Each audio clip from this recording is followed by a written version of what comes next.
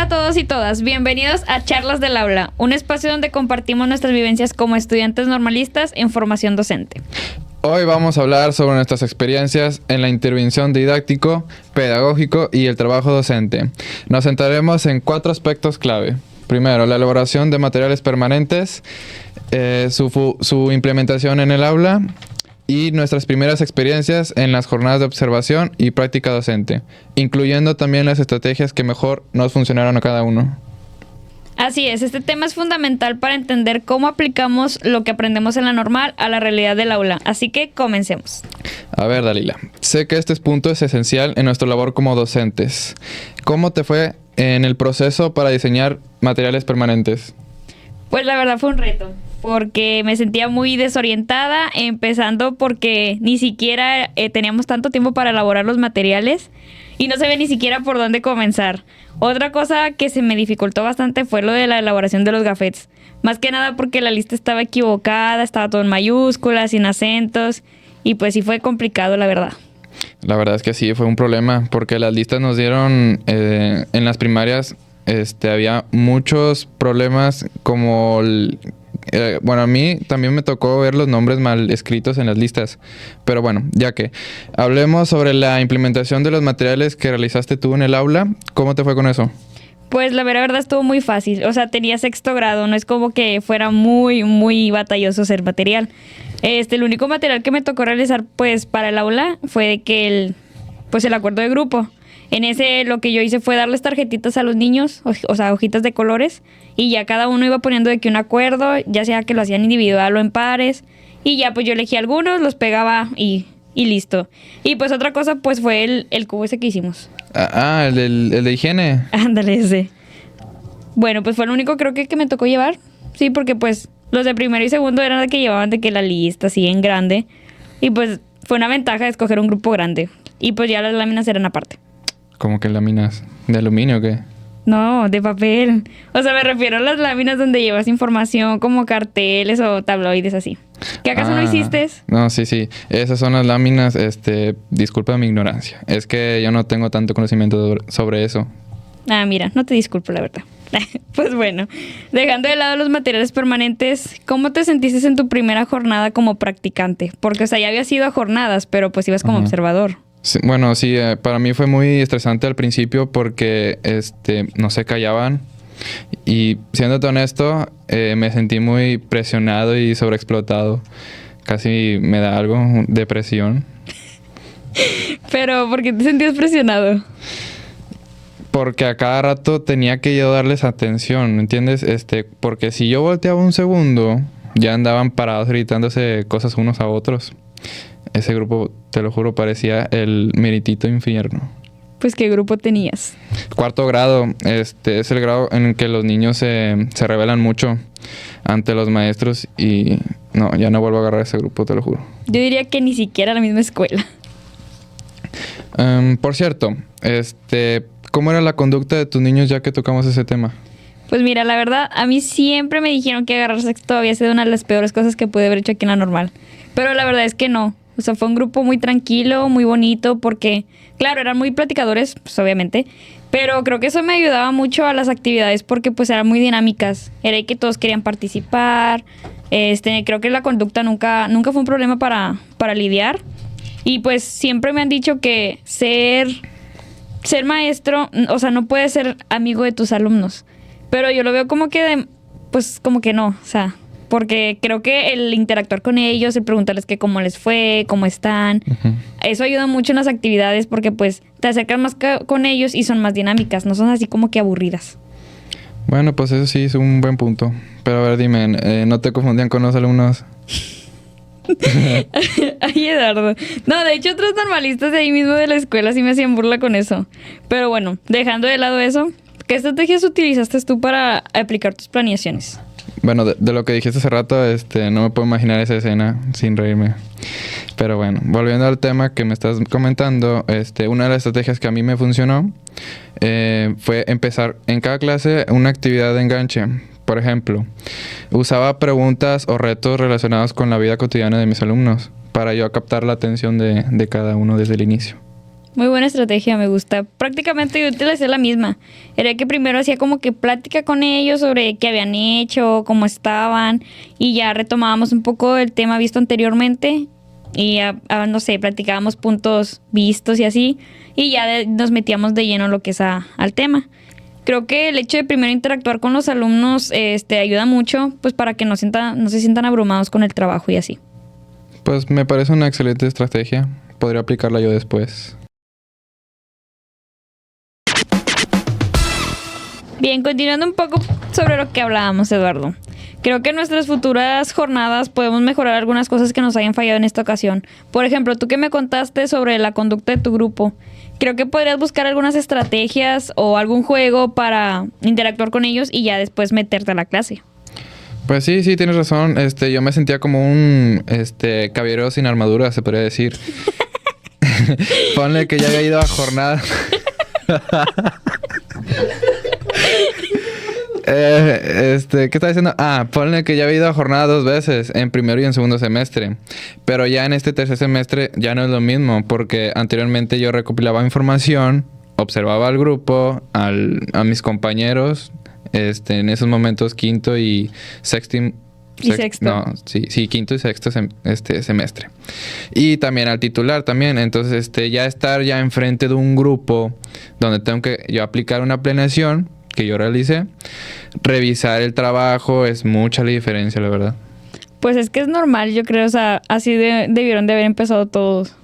Pero pues son experiencias que nos van dejando aprendizajes. O sea, por ejemplo, a mí en primer semestre me tocó un grupo con 40 niños, imagínate, y era segundo grado. Ya sabrás cómo andaba. No me imagino.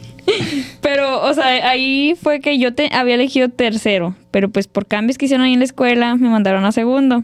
Entonces, yo trataba como que de no estresarme, pero el simple hecho de ver cómo mi compañera andaba así como de que, a ver, cállate y siéntate. Porque pues controlar un grupo de 40 niños ya es un reto.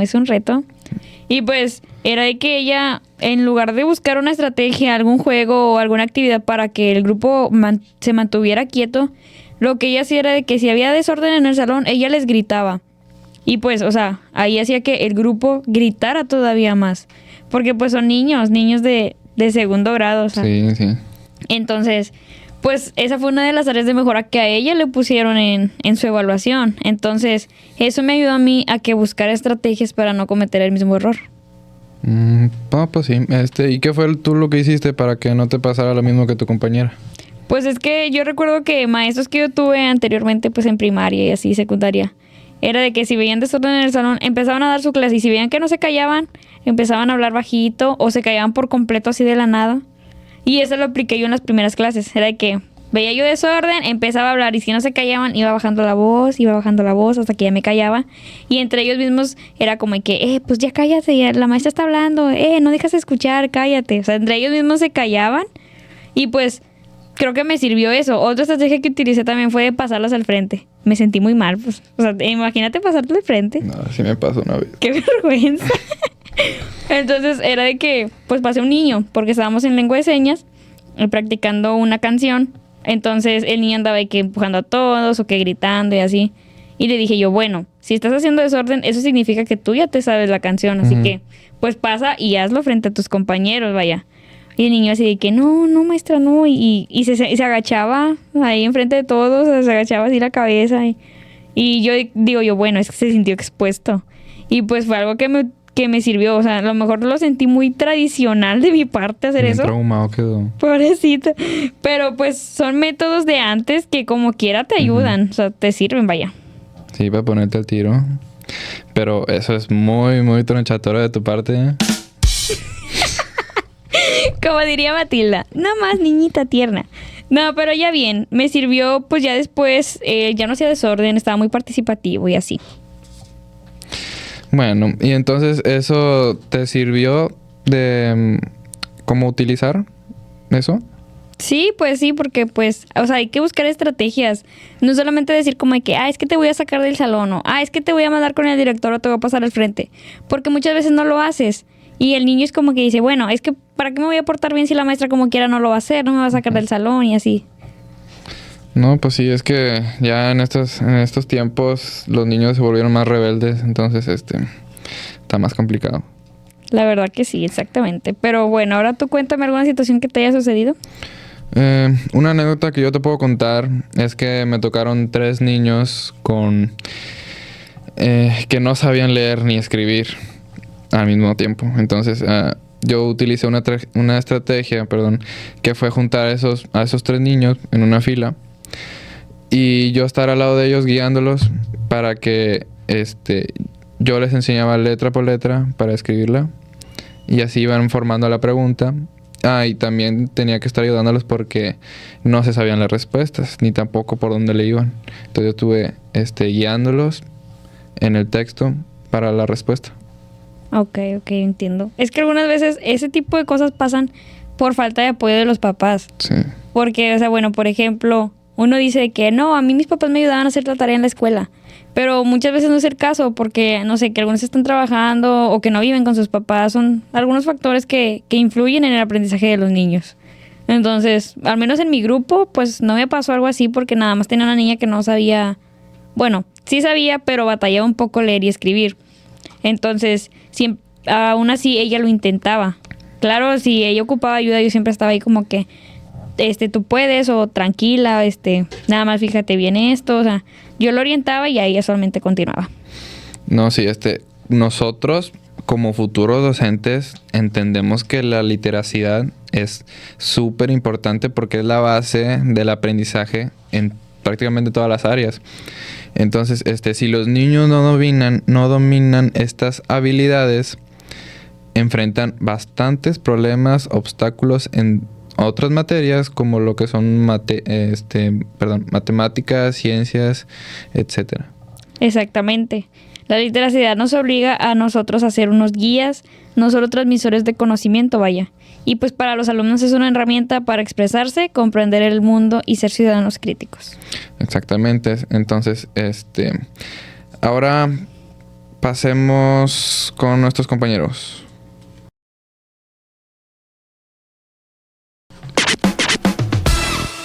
Oye, excelentes historias que nos cuentan nuestro compañero Dalila y Eduardo, pero es momento de hablar sobre la escuela y la importancia que tiene esta sobre el niño, ¿no?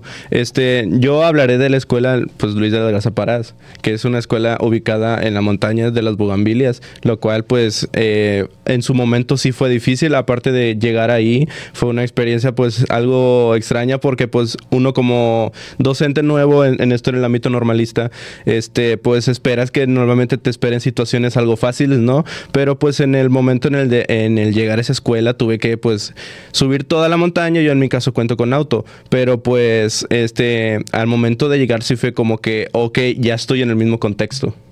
Sí, sí, todos al principio pues es difícil porque, bueno, te la cuentan de que vas a tener ayuda y ya llegas ahí y ya te empiezan a salir cosas, o al igual no es tu día y ya desde que Sí, claro. Te vas a ir a la escuela, se te olvida el lonche, ya llegas estresado y ya ves el contexto y pues sí te pones más nervioso.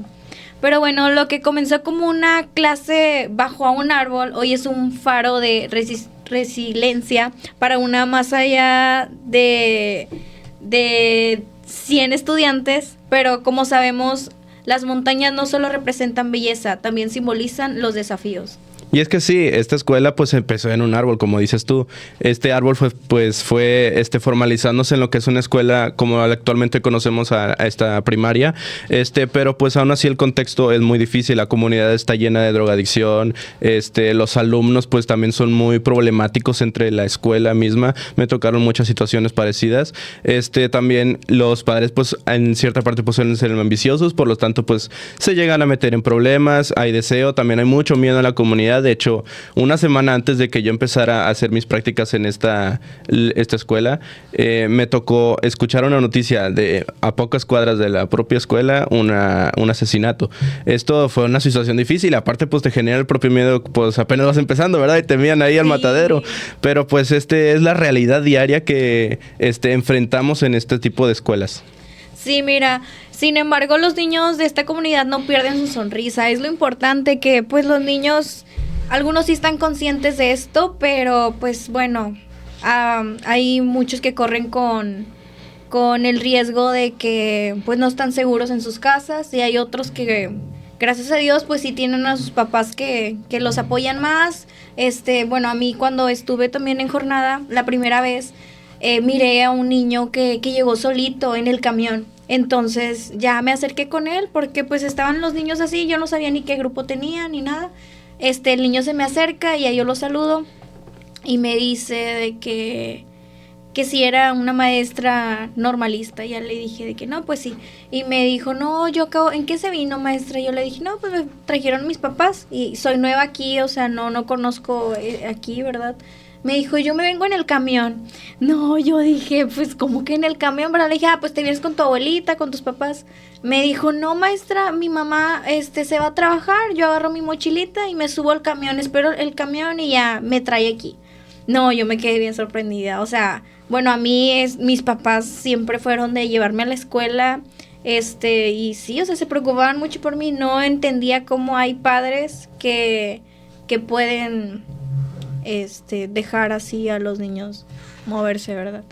Pero bueno, me recuerda las palabras de Paulo Freire: la educación no cambia el mundo, cambia las personas que cambian al mundo. Exactamente, son palabras sabias de este autor.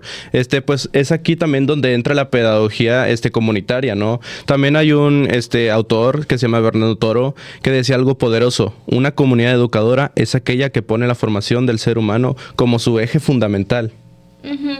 Exacto, en la escuela La Garza Parras, los maestros no solo son educadores, son guías y cuidadores, y esta labor va más allá de enseñar matemáticas o español. Claramente, o sea, aquí en esta escuela, pues, cuando llegué y vi a todo el contexto, me di cuenta que los maestros es muchísima la clave de sus propios docentes, ya que, o sea, vienen con un contexto difícil, los alumnos pues presentan muchos rezagos estudiantiles, así que ellos son un guía espiritual, educativo, un eje fundamental entre toda la comunidad de lo que es esta escuela Luis de la Garza Parras.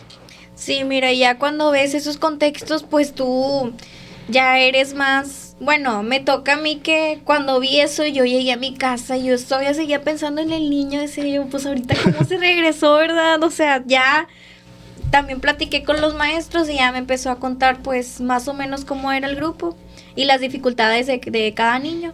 Y ya era como que ya yo llegaba al salón y tenía bien presente al niño, y ya yo checaba, ¿verdad?, dónde estaba el niño, y ya miraba yo que ya iba al descanso.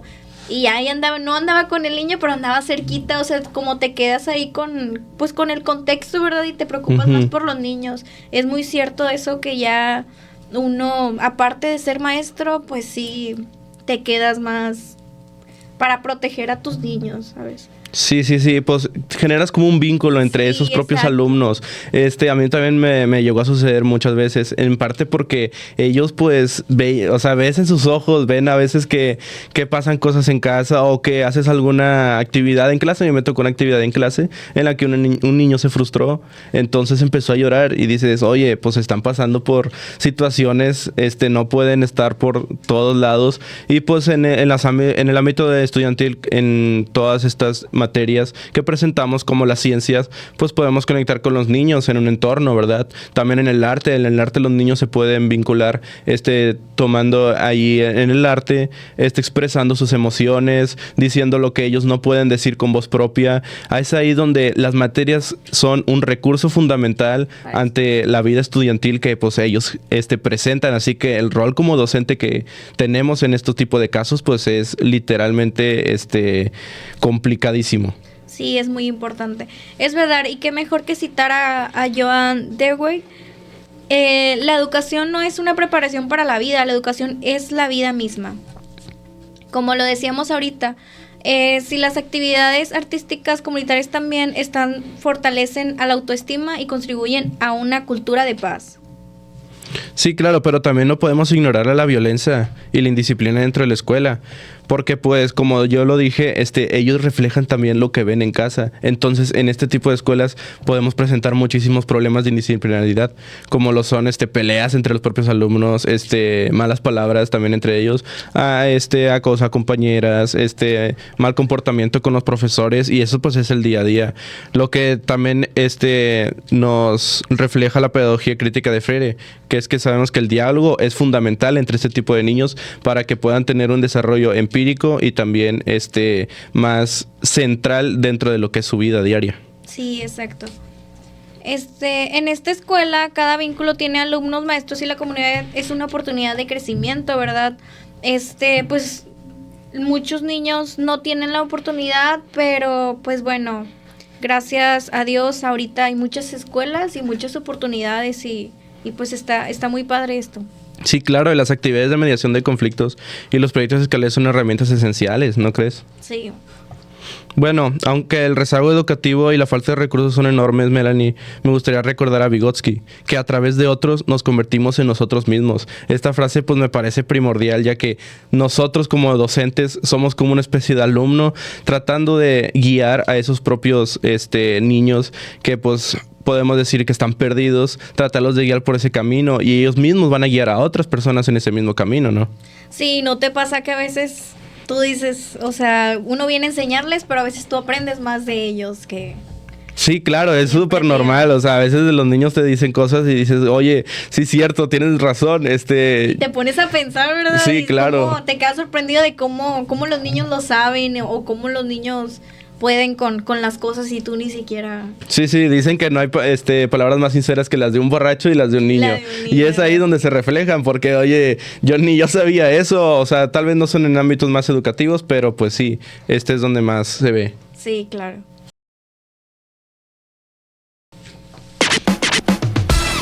Oye, estuvo interesante la plática, ¿no? Sí, ¿verdad? Sí. Oye, pero también quiero hablar de algo. Oye, a mí se me dificultó bastante hablar sobre historia. Durante las clases, y pues no sé si tú tengas ideas para mejorarla o qué quieres platicar. Mira, historia también ha sido difícil para mí, pero bueno, lo que yo utilicé, me tocó trabajar en historia con primer grado. Entonces los niños pues no tienen ni idea... ni siquiera qué es historia. Traté como de meterles videos, pues ya ves, a ellos les encanta dibujar. Les puse un video de que era la historia y así, ¿verdad? Y ya les puse algún ejemplo, también me dibujaron la actividad que les puse, ¿verdad? Y la verdad que yo no batallé tanto. Pero sí me hacían, ya ves, los niños son curiosos, me preguntaban, maestra, pero ¿por qué esto tiene que ser historia? O no, que nunca lo habían escuchado o así. Entonces sí fue difícil en ese aspecto de que pues los niños tienen muchas dudas, pero la verdad fue algo bastante fácil para mí. Sí, y las dudas pues renacen un montón en historia y también ahí es donde renace la dificultad de que los niños tienen dudas y tienes que resolver esa misma duda. Y ahí es donde se vuelve difícil el enseñar y el aprender historia. Sí. Porque a mí me tocó que tenía que aprender el tema de memoria. Ahora, enseñarlo es otra cosa. Aprendértelo de memoria es algo bonito, ¿verdad? Aunque aburrido. Pero bueno, ahora... enseñarlo en la clase. Los niños tienen dudas de cualquier cosa. Oye, ¿en qué zona fue en la que se pararon los españoles cuando fueron a conquistar América? Oye, espérame. Sí, ahí es donde se revuelve. Sí, ahí es donde te revuelves y no ni siquiera te dan ganas de enseñar historia. Ahí es donde dices, oye, en serio, es muy difícil que pues enseñar historia. Y pues ahí es donde renacen los métodos para enseñar historia. Por decir, yo me acuerdo de un profesor que yo tenía que pues nos repartía el programa de historia. En este caso, pues el profesor no nos enseñaba la historia sacando un libro y leyéndonos ese libro y que nos aburriéramos y agarráramos el celular. Oye, no. Él lo que hacía era platicártelo como si estuvieras viendo una serie. Era como una novela. Entonces era súper divertido porque te ponías a hablar de los dioses. No, y adivinen qué hizo este dios. Oye, adivinen qué hizo Zeus en su tiempo. No, hizo este tipo de cosas y se metió con tal persona y tú quedas así bien entretenido. Y cuando cuando menos lo esperas ya se pasaron 3 horas y siguen hablando del mismo tema y tú estás súper interesado. Sí, oye, y atraes al grupo, ¿verdad? Sí. Yo creo que cuando utilizas más de que libro, lecturas, te aburres, entonces no, pues no, a nadie le va a interesar. Ujú. Yo creo que hay que utilizar más estrategias, ser más dinámicos, y meter ahí como que la idea, que ellos se queden pensando y que, o sea, en sus vidas diarias, piensen que están en historia y así para que empiecen a imaginar y todo. Sí, claro, es importante utilizar diversas estrategias variadas en el salón. Aún así son niños, no puedes aplicar aparte con todos la misma estrategia. Tienes que organizar tu grupo para ver cuáles son sus estrategias de aprendizaje, aprender cómo es que ellos aprenden y pues platicar la historia sin perder su propia profundidad, que es ahí donde nos perdemos como profesores. Sí, eso es una clave. Mira, la historia no debe ser solo memorizar hechos, sino entender las lecciones que nos deja. Creo que a veces los niños se sienten desconectados de los conocimientos y los maestros necesitamos encontrar formas de hacerlo más relevante. Sí, claro, por decir, podemos tomar en cuenta los recursos digitales, aunque pues no todos tienen acceso a esto, así que pues es algo limitado. Pero pues a mí me funcionó ya que pues yo contaba con un proyector, entonces pude enseñarles un video y pues ahí están algo más entretenidos, ¿no? Aunque soy algo novato en el tema. Más sin embargo, pues también se puede utilizar métodos más tradicionales como los libros, pero pues ya es algo más, un poquito menos interesante para el alumno, ahí es donde se complica el tema, entonces puedes implementar métodos más efectivos, como el que les dije sobre el profesor que nos contaba todo como si fuera una novela, y pues donde te interesas en el mismo tema. Sí, mira, y para los niños de primer grado yo creo que los carteles, las manualidades, todo eso de plastilina, es algo más llamativo para ellos y es más fácil, ¿sabes? Sí. Ahí pues, que aprendan en base a agarrar cosas, pues es como los alumnos mayormente aprenden, es cuando lo vemos. Por decir, a mí me tocó que, pues, hablé también del tema de la conquista de América. Los niños inflaron un globito, lo amarraron y después les entregué una ficha en la cual tenía el mapa de todo el mundo. Entonces ellos localizaron los continentes y también los barcos, que era la Niña, la Pinta y la Santa María. Sí, claro. No, y hasta lo hacen cancioncita, ¿verdad? Sí, ya todos se lo saben de memoria, pero sí. Pues, o sea, no saben localizar dónde es que salieron los españoles.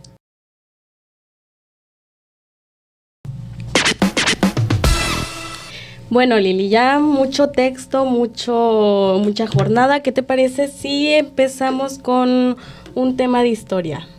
Me parece bien. Bueno, vamos a empezar con el tema de la educación durante la Revolución Mexicana, enfocándonos en el papel de los maestros rurales. Escogimos este tema ya que es crucial para la Revolución Mexicana porque esto marcó un momento en la historia educativa de México, poniendo énfasis en la alfabetización y la formación de ciudadanos comprometidos en el desarrollo del país. También los maestros rurales fueron actores claves en llevar la educación a comunidades marginadas, enfrentando desafíos como la falta de recursos y la analfabetización generalizada. Sí, he visto que conectar estos contextos históricos con los problemas educativos actuales nos permite reflexionar sobre la importancia del docente en las zonas rurales, que aún enfrentan rezagos significativos en infraestructura y calidad educativa. Pues también esta reflexión que queremos transmitir es la relevancia de aprender del pasado para fortalecer políticas que apoyen a los maestros y a las comunidades rurales, asegurando un acceso equitativo a la educación. Así es. Nos enfocamos específicamente en cómo contribuyeron los maestros rurales a la consolidación de la educación pública en México durante y después de la Revolución. Tenemos 2 razones por las cuales esto es relevante, ya que analiza el periodo histórico ofreciendo lecciones importantes sobre cómo superar desafíos educativos en contextos desafavorecidos. También reconoce la labor de los maestros rurales, como últimamente no se valora el rol en la actualidad y podemos buscar soluciones para mejorar sus condiciones laborales. Así es, y también investigamos algunos puntos de por qué esta revolución fue fundamental en la educación de México. Y uno de ellos sería que transformaban las comunidades rurales implantar escuelas, promovían el cambio como parte de su papel, eran expertos en agricultura, economía y organización social, y también se encargaban de la limpieza de las calles y las casas, y entre otras. La educación durante la Revolución Mexicana se caracterizó por extender la educación y la escuela al servicio de la comunidad y al contribuir el bienestar de la sociedad social de la población. Así es.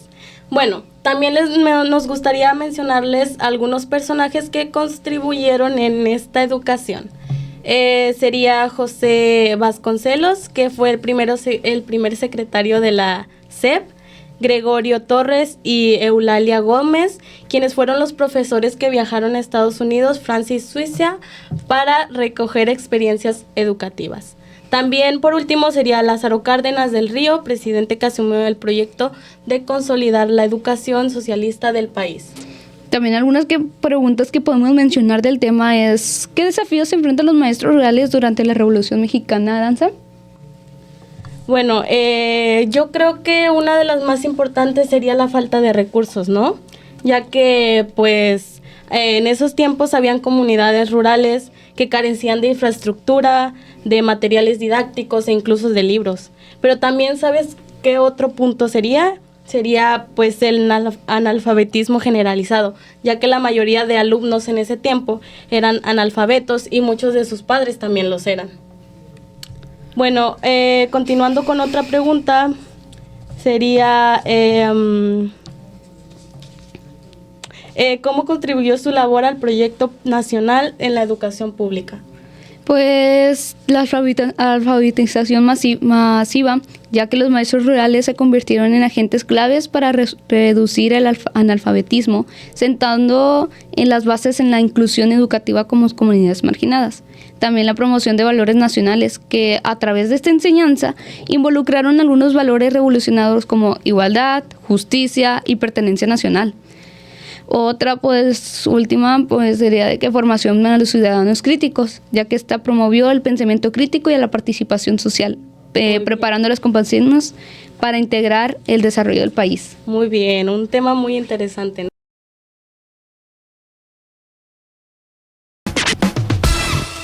Qué aburrido el tema de historia. Ahora hablemos de geometría. Así es, Lili. Hoy nos vamos a adentrar al mundo de la geometría. Vamos a hablar de figuras geométricas y cuerpos geométricos, materiales didácticos y cómo resolver problemas puede ser tan divertidos como un juego. Podemos empezar con figuras geométricas y los materiales que podemos utilizar. ¿Cómo podemos explorarlas? Pues, en lo personal, uno de mis materiales favoritos es el tangram. Porque pues en la primaria me fue muy bien con el tangram, los niños aprendían muy bien con esto y con él puedes crear figuras y aprender formas como triángulos, cuadrados y trapecios. También, ¿cuál sería uno de los materiales didácticos muy interesantes? El geoplano, ya que es genial porque pueden usar ligas, pueden trazar figuras y entender conceptos básicos como los lados y los vértices. Exacto.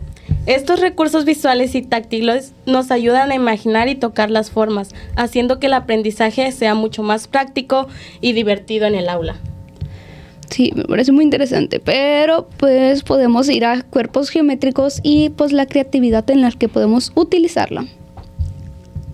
Ahora, ¿sí? ¿Sabes cuál es mi favorito? ¿Cuál? Pues las pirámides. Me encanta construirlas con palillos y plastilina. Es una forma súper visual de entender las bases y los vértices. También están los cilindros, los conos y las esferas. ¿Sabías que puedes hacer un cilindro enrollando un papel? Sí. Y los materiales como los palillos son perfectos para hacer figuras tridimensionales. ¿Te das cuenta de cómo los planes se convierten en cuerpos con volumen? Sí. Pero no solo se trata de construir, ¿cierto? También es importante resolver los problemas. Claro, resolver problemas. Nos hace pensar más allá de lo básico. Por ejemplo, podrías plantearte, ¿cuántas caras tiene este prisma? ¿Cómo se relaciona con las vértices y aristas? También hacerlo lo hace muy interesante hacerlo en equipo, ya que pueden discutir ideas, comparar respuestas y aprender de los errores de los otros. La geometría es más que figuras. Es descubrir cómo las cosas funcionan en el espacio que nos rodean. Bueno, Aranza, creo que hemos cubierto lo esencial para la geometría, como figuras, cuerpos y la resolución de problemas. Definitivamente. Esperemos que nuestros oyentes se animen a explorar la geometría de forma creativa y práctica.